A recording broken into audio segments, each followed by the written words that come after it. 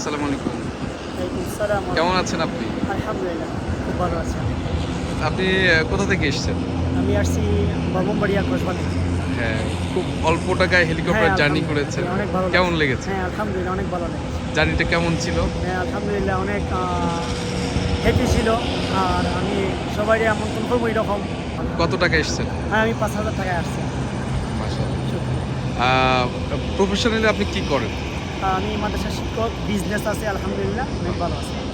দোয়া চাই আপনার কাছ থেকে। শুকরিয়া। শুভকামনা। আসসালামু আলাইকুম। ওয়ালাইকুম আসসালাম।